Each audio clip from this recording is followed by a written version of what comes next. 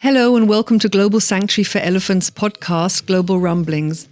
Global Sanctuary for Elephants, or GSE for short, is a non-profit organization with a mission to create vast safe spaces for captive elephants where they are able to heal physically and emotionally, often from very traumatic pasts. I'm your host, Nadia Mari, and I'll be taking you to the lush jungle of the Mato Grosso region in central Brazil, home of GSE's initial project, Elephant Sanctuary Brazil. Currently home to 5 female Asian elephants, lovingly referred to as the girls. Hi everybody, welcome back to Global Rumblings. This is in fact the final episode for 2024, so let's head over to Brazil to see how Kat and Scott will celebrate New Year's Eve. Hi you two, how are you? Hey, Nadia. What's New Year's Eve, Nadia? We won't be working just like every other day. Yeah, I checked. It's a Tuesday. So I thought, okay, elephant feeding and everything. And then, I don't know, lights out. The sun goes down and then it's lights out, at least from nature. And then I thought, I sort of envisioned you on the patio with a glass of wine, but probably you'll fall asleep before New Year's Eve, huh? Before midnight. I will. Kat won't. That's for sure. No, I'll be up. As far as all those holidays go, it normally ends up being slightly less team members here, fewer team members here. So we end up doing a little bit more and having a little bit more fun, actually making a little bit light and easy day and a little bit of celebration throughout the day. But I mean, whenever you work with animals, holidays don't really exist in the same way. You know, they still have to eat, they still need care. We have animals that require medical care, but we do try to minimize the teams so more people can have off than normal, and we just all do extra work. Which in some ways is a little bit of a holiday anyway, because you have less people to manage. No offense to our team, we have an amazing team, but when you have 5 or 6 fewer people to organize and to keep track of and to worry about, then actually a little bit of a reprieve. So we take those holidays with. So talking about celebrating New Year's Eve, this podcast does come out on New Year's Eve. Obviously, we can't say Happy New Year yet because it's not that. I'm personally celebrating, it will be winter solstice soon, yay! And the days will get longer and sunnier and lighter. But also another thing to celebrate is that I saw a photo today on your social media post, or was it yesterday? I don't know what day of the day it is. You actually physically holding the permit papers for Kenya and Pupy in your hands. So today we're going to take a break from Pocha and Guillermina and talk about your new elephants who will be coming hopefully very soon in the new year. Kenya and Pupy, 2 female African elephants in Argentina in 2 different locations. So yeah, maybe let's start with Kenya at Mendoza. That's where Pocha and Guillermina came from in Argentina. What can you tell us about her and what do you know about her? First off, that photo really did happen. Believe it or not, for those that think you may have photoshopped, false papers, that we really do have the papers in hand after all these Fake years. Yeah, pretty exciting moment. There's now full-fledged logistic mode in Argentina, getting everything else organized. It's hard to move forward with everything else because everything has time constraints on it. So now that the permits are actually in hand, everything else in Argentina is rolling forward. Because they already had export permits from CITES, and those are only 6 months. And we had to get the import CITES permits, which are only 6 months. And then we have to get permits for crates, which we've already done, and they're on their way. And everything has 8 million steps and strict time limits. So it's trying to find a way to make all of these things happen in this tiny little box. Yep, and now we do permits have the import crate. It's material, you're importing material goods. You need to get, internal material, anything that is going across the border has to be registered that is going across the border. And, since it is a temporary import, so you don't get taxed going in and taxed coming back, it's just showing a temporary import of material. And the first time we did it, they wanted weights and measurements of everything we sent. So we send boxes that have straps and, you know, hammers and different things that we're going to need, not elephant related, but for the trip. And there's probably 4 containers full of stuff, and everything needed a weight, a description, sizes. I mean, it was really detailed. Absolutely absurd. Yeah. And this time they said, no, just give us the crate. So we're sending all the other goods also, but they just said listed in one item. Since we've already been through this before, and everybody that's involved are the same folks that have been involved before. So it's making it a little bit easier. Everything's getting expedited. So yeah, all that is coming into place. So on to Kenya. What do we know about Kenya? She's cute and naughty. You know, she's a little spunky. She's spunky, but she's actually really sharp and sweet, and I think she's really gentle. She loves the attention. Mm-hmm. She likes, like most beings, she likes being seen. She likes being heard. She likes being recognized. And I think that the more you see her, the more you understand her, the more comfortable she is, and the less naughty she is. Yeah, she's super smart. When Carissa was going there to work with Pocha and Guillermina, the first time she went, the training wall was supposed to be done. It wasn't done, so she couldn't really do anything with them, but she could work with Kenya because her gate was done, and she's pretty good. So she worked with her, you know, for trunk wash and foot present and all of those things, and she was great. I mean, she's super responsive. She's on it. She can figure out what it is you're asking for, and she's happy to give it to you. She hasn't really had anybody working with her since we've had somebody there working with her. The staff just isn't really capable. Oh, I don't know what is an appropriate word to say. Yeah, I don't know. They just don't have the training to really do anything with elephants aside from give them their food and clean up after them, and not their fault. I mean, there's just nobody there. And when Carissa was there, she was trying to teach them a few things, but training is so specific. I mean, it's so easy to train bad behaviors and make already learned behaviors worse. And I mean, there's a million different ways that training can go wrong. And they just really weren't grasping the concepts the way they need to move forward. But I don't even think they tried doing anything with it. I don't think they really understand a lot of it. You know, and you're looking at Kenya when they were trying to do blood work from Kenya. Kenya's perfect. I mean, she positions well. She's very patient. She's there for a long time. And they tried and they weren't successful, and they tried and they were successful, and they tried and they weren't successful. And then she walks away. So they don't give her any reinforcement because she walked away. She gave you 5 minutes, doesn't she get something in return? And when she stopped feeling that appreciation for what she did give, even though the blood draw wasn't successful, it wasn't her fault. It was the technician who was doing it. But when the less appreciative she felt of her cooperation, the less she continued to cooperate. Yeah, at this point, he just got back. We had Marcos, one of our caregivers, go down to Mendoza. I just had to think, is it down? It is down. To Mendoza to work with her because they weren't able to get blood draw from her. And again, there's no one there. So he had worked at Buenos Aires with their elephants. So he knows Mara Cookie Poopy. And he went down there to work on her.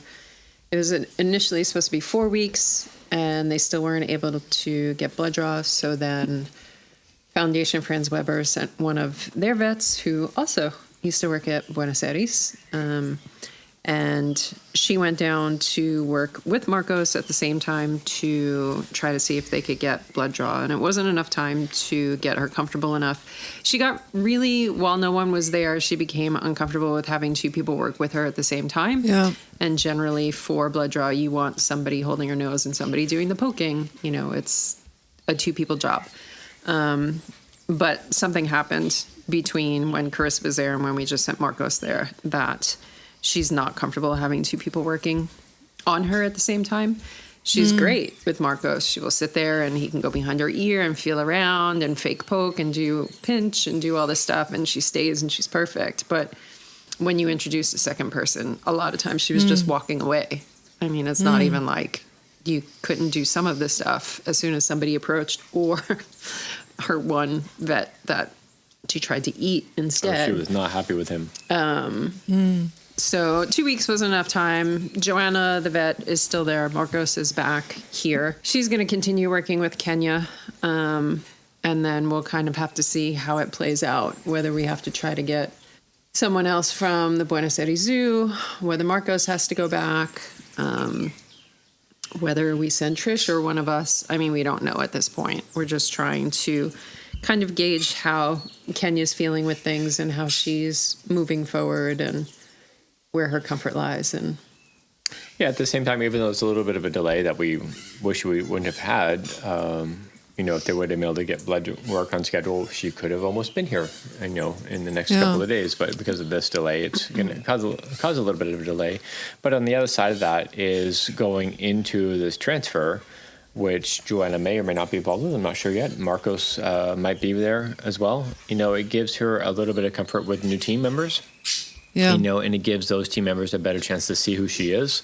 So the reporting we're getting about her, how she is and what she responds to and building those relationships, it's been really positive. I think it's been a positive for us to get a better idea for Kenya and see her in a little bit different light, just because we're getting different types of videos, different types of reports. And she is incredibly, as Kat already said, really smart, really tolerant, very accepting of everything that's going on. And I just can't wait to let her just... without sounding too cheesy, let her be free. Let her just explore life in a different way. I mean, her enclosure is much larger than what Pocha and Guillermina had.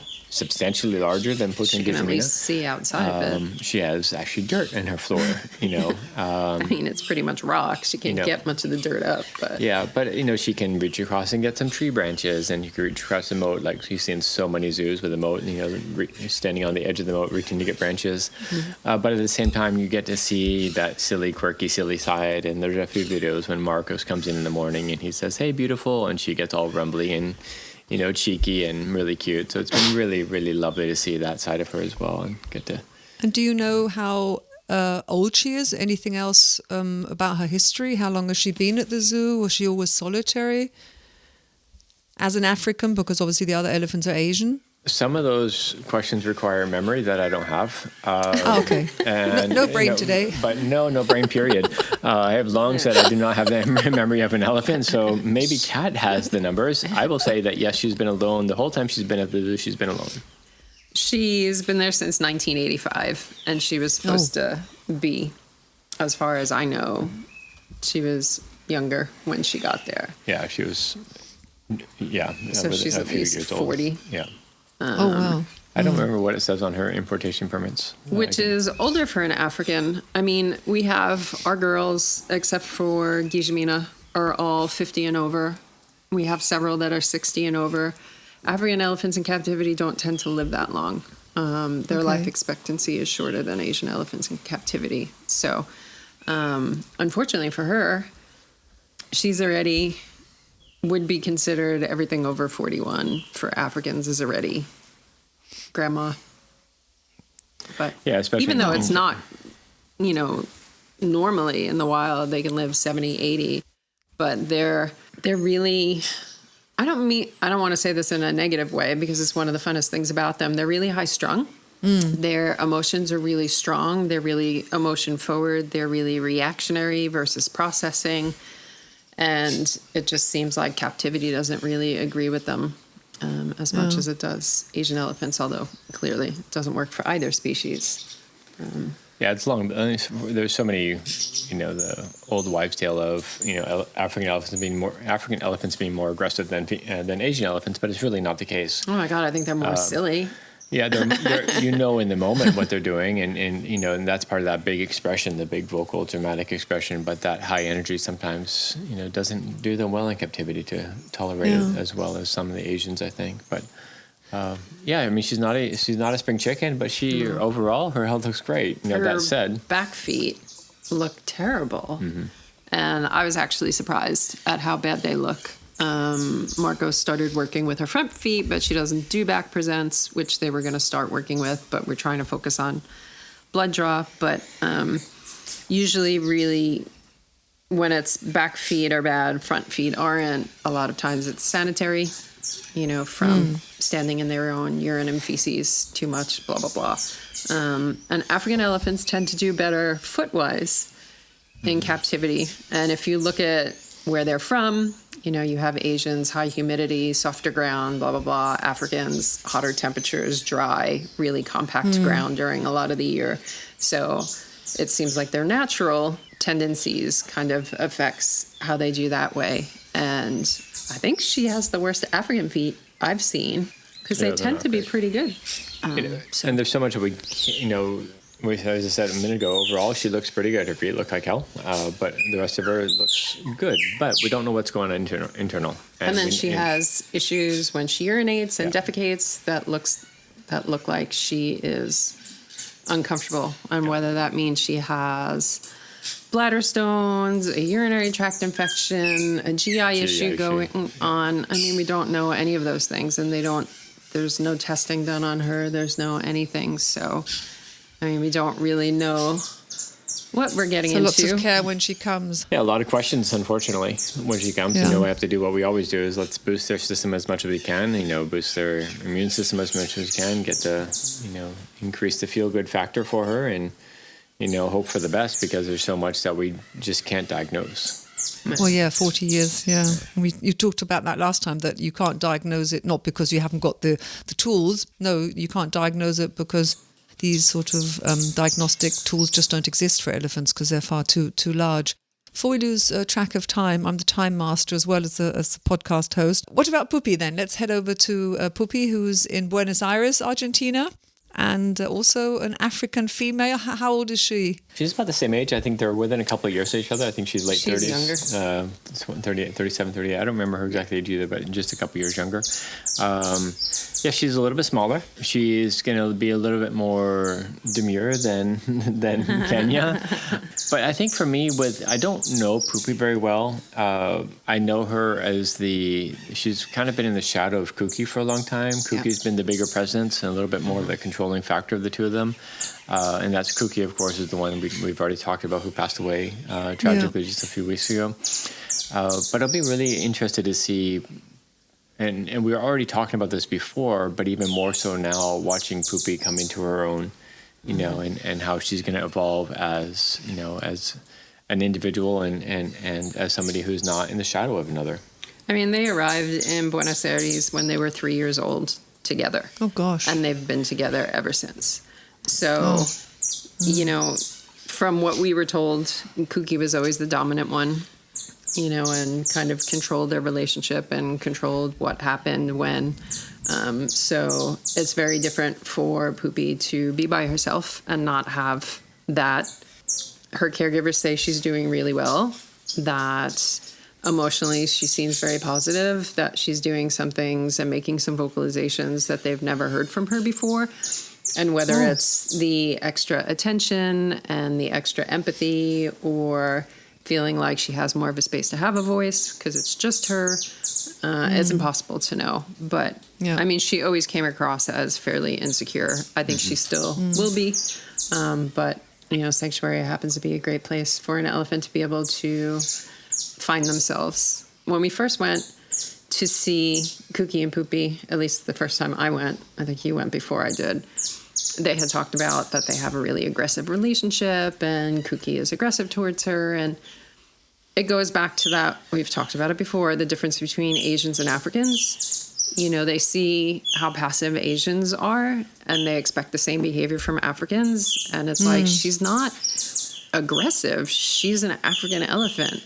They're very different. Substantially more physical. Sure. And they had at the Sao Paulo Zoo, they had Teresita, who they couldn't do anything with when she got sick. And everybody there said she's crazy. She's super aggressive. You can't do anything with her. And they also had 2 Asian elephants. And it was, again, that thing of she's actually great. They had a specialist come in to work with her, and she was lovely. It was just that she's an African elephant. And they're so vastly different. So I don't know really what the dynamic between them was. I mean, Kuki was definitely the more dominant of the two. But, she's at the point right now where she's trying to figure out who she is without essentially somebody who's been like a sister to her for the past 30 years. So, I mean, that part's already new, and then she'll have to come to Sanctuary and try and figure out what life is like when you can actually make your own choices and figure out your own path. She has a lot of support there, though. Yeah. You know, they have a really good team supporting her, and I think helpful. Yeah, they've been, you know, of course, everybody was really upset when Cookie passed away. And, you know, a lot of times you read in articles when an elephant passes away how hurt the staff is, and they never actually talk about the other elephants. Even when, like, a mother loses her calf, you know, they talk about the staff is devastated. It's like, okay, what about the elephant who just carried his baby for 2 years, you know, and is so attached? You know how emotionally maternal elephants are. I mean, but everybody was talking about, at that zoo, everybody was talking about Pupy. You know, it wasn't about how, and the staff was definitely devastated, but their first concern was Pupy. And it was really nice to see how everybody came together and all of the different things they were trying to do for her and with her to make sure that she felt like there was someone there, since Cookie wasn't anymore. The circumstances under which Pupy is now arriving without Cookie, I was thinking before we started recording, is just so different than, of course, anybody or everybody was anticipating, because Kenya is solitary, comes on her own, would have met up with then 2 elephants who are, as you said, cat-like sisters. Now Kenya is coming on her own because she always was on her own, but Pupy is coming on her own because Cookie passed away. So, yeah, she's got her own things to deal with, not only coming to a sanctuary, then still feeling the loss of Cookie, but then also meeting Kenya. So, yeah, it will be a really, really interesting time to see how everything goes between them. Sure, and then you have with Kenya, who hasn't seen another elephant in 40 years almost. You know, so all those situations are always interesting to see how it's going to unfold, and you never know. You know, never know what's going to happen, but it'll be wonderful to see and hear them being crazy, wild, trumpeting, rumbly Africans, knocking down trees and wreaking havoc in the pasture and doing their African elephant thing. They're so vastly different. I'll be curious to see what our supporters think with them, even just basic introductions, because they are different. They do push on each other. They do trunk wrestle. They do trunk overhead. You know, they do all of these things just because of the species difference. Again, I think if you have only seen Asians, it looks aggressive, and it's not. Yeah. It's just there's something. Very physical. You know, we used to joke in Tennessee that I think both of us resonate more with Asian elephants, but when you are with African elephants, there is not a day that goes by that you are not laughing a lot at some point. They're so kooky and perfect and lovely and crazy, and it's actually really fun, you know, because if you get silly with them, you know, they just go over the top crazy. It's so much fun, you know, and just like being vocalization, making stupid sounds and all the different things, and they just get into it even further. It's a lot of fun. They're a joy. Oh, sounds very like a very exciting time. So before we wrap up today, when you just mentioned the word supporters, will be interesting to see how they react to the behaviors of African elephants.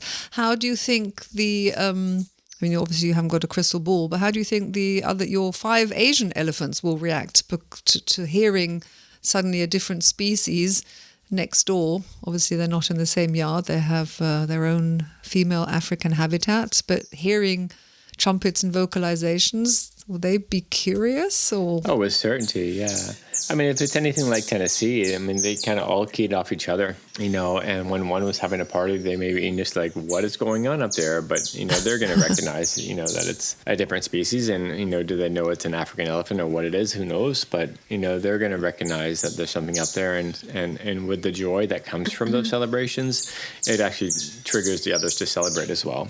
I mean, you think Mara's going to know that. Sure. Yeah. Pupy's up of course, there. Yeah, she was together, huh? Yeah, I mean, they were together for 10 years before they were separated because of course, aggression on each other, because going back to why you don't keep the 2 species together, one of the many reasons, but she should know for sure. She'll be able to smell her, and I'm sure, as research has discovered, elephants have quote-unquote names for each other, and, you know, they can understand. I'm sure she'll be able to hear all of the things in Pupy's vocalizations and vibrations that we don't pick up on at all. And smells. Sure. Those smells travel a lot further than we think they do. Yeah. So all that's going to be a factor. And again, going back to what we experienced before back in Tennessee, we had days where elephants were really somber because of something going on the other side of the habitat without vocalizations. They just knew. And we had other caregivers on the other side of the habitat, the other side of the property would say, hey, what's going on out there? All of our elephants are looking that way and really, really quiet. So then we'd say, hey, we actually have somebody that's not doing well. And they knew, the caregivers knew it because of the way the elephants were responding to what was happening, having no contact with one another. So, and that's not just Asian to Asian, it's Asian to African as well. So, they clearly know a lot of what's going on and much more interconnected than we are. So. Sounds like very, very exciting times. So if I remember rightly, your newsletter mentioned that, so Kenya's crate is already there, and you mentioned that as well now. Where's my brain today? And so is Pupy's crate already in Argentina as well, or only Kenya's? It arrives at the border on Monday. Oh, Monday, okay. So when this podcast comes out, it will already be there. It'll already be there, yep. Hopefully by the time this podcast comes out, we'll have more updates and everything that's going on. We'll have more details. Right now, we're still kind of in no man's land, waiting for things to fall together, putting the pieces together. So we don't have any dates, but hopefully by the first of the year, we'll know a lot more. Just because we have to see how things play out with Kenya and her training and all of that. Yeah, of course. We're not going to force things and essentially use that as the foundation of our relationship with her. So, I mean, we would all like them here sooner than later, but we also don't want to, put her in a bad position with essentially forcing her into a blood draw and having her be really distrustful. So, yeah. And I think this week also we have a meeting with the folks at the Eco Park Buenos Aires to talk about next steps and what's going to happen there. So it's all moving forward. Exciting time. Oh, very exciting. So we have to contain our excitement. And as you have always said, it's always on elephant time, their choice, their decision, even before they come to sanctuary, as Kat just said. Yeah, I can imagine if you get forced into having your blood taken and then you think, I'm not going to let anyone near me. So, we'll stick to listening and reading your social media posts. And so it's time to say goodbye for this year. I can't believe, this is the second year of Global Rumblings. So big shout out to all our listeners. Thank you for your support. Thank you for your kind words of encouragement, your comments under all Global Sanctuary for Elephant social media posts on YouTube. Thank you for sharing and caring. And yes, just spreading the word of the sanctuary to the whole world. And then also thank you, Kat and Scott, as always, for your time. I know it's very limited. And today we were lucky because before we actually started recording, you said a huge thunderstorm was coming over. So luckily the universe was on our side for our last recording this year. No internet crash now, suddenly it stops. So no internet disconnection and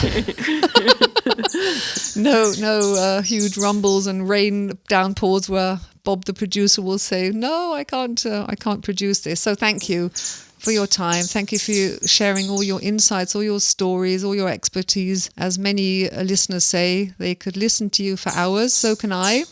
But we have our work recording to do. time. Nadia, We have. thank you for all those kind words. We appreciate them very much, and all that you have done to make all this possible for all our listeners. Without you and Bob, none of this would be happening. So we appreciate it very much. And I think it's nice to be able to go into more depth with some of the things that we talk about, because for some, just touching the surface is enough. But we definitely know there are others that want a deeper understanding of what goes on with our elephants, but also some of the topics of elephants in general. And we're still just grazing the surface, so more to come. Yeah, more to come. Let's dive deeper into the world of captive elephant recovery. Okay. Well, enjoy your New Year's Eve when it does come round. And if Scott falls asleep, Scott falls asleep before midnight with a glass of red wine, so be it. Everyone have a fantastic New Year's Eve after you've listened to this podcast. And we will catch up in the new year, 2025. We will start with episode number 50. unbelievable. And not quite sure whether we will be airing on the 14th or on the 21st. We have to sort of see what holidays are looking like. But if you have subscribed to the podcast and hit that notification bell, your podcatcher will remind you. And of course, GSE's social media team will be sharing that out as well. So mark down the 21st, most definitely of January, but possibly the 14th also, I think, depending on the news from Argentina. And so, yes, thank you again for joining us for the entire year. We look forward to welcoming you again next year, all our listeners and supporters. And yes, Kat and Scott, thank you again, and see you soon. Thank you, Nadia. Happy holidays. Bye. Hi. As we wrap up this week's episode, a reminder that if you'd like to stay up to date with current events at the Sanctuary, you can do so by following Global Sanctuary for Elephants on their various social media channels. You'll find all the details in the show notes. Thank you so much, and until we meet up in 2 weeks' time, take care.